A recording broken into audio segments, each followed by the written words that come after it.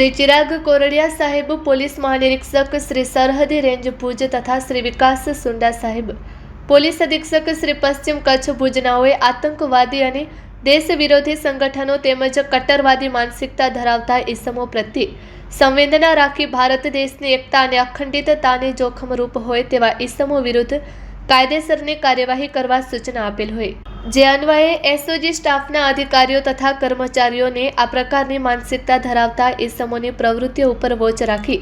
તેમની ગેરકાયદેસર પ્રવૃત્તિ પકડી પાડવા જરૂરી સૂચના આપેલ, જે અન્વયે તમામ અધિકારીઓ તથા કર્મચારીઓ પ્રયત્નશીલ હતા.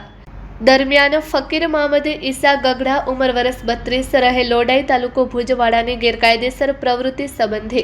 સચોટ બાતમી હકીકત મળેલ, જે અન્વયે મજકૂર ઇસમ દ્વારા ઉપયોગમાં લેવાયેલા મોબાઈલો ચેક કરતા મજકૂર અલગ અલગ નામના ઇન્સ્ટાગ્રામ તથા ફેસબુક એકાઉન્ટ બનાવેલ હોવાનું જણાયેલ, તેમજ મજકૂર એક ખાસ વિચારધારામાં જ માનવા માટેના વિડીયો, લખાણ, ફોટા પોસ્ટ કરી તથા આતંકવાદી સંગઠન ISISને આઈડિયોલોજી ફોલો કરી ભારત દેશના સાર્વભૌમત્વ, એકતા અને અખંડિતતાને જોખમમાં મૂકતા ઇસ્લામિક યુદ્ધના, ખિલાફતના તથા જિહાદ કરવા એકઠા થવા લોકોને ગેરમાર્ગે દોરતી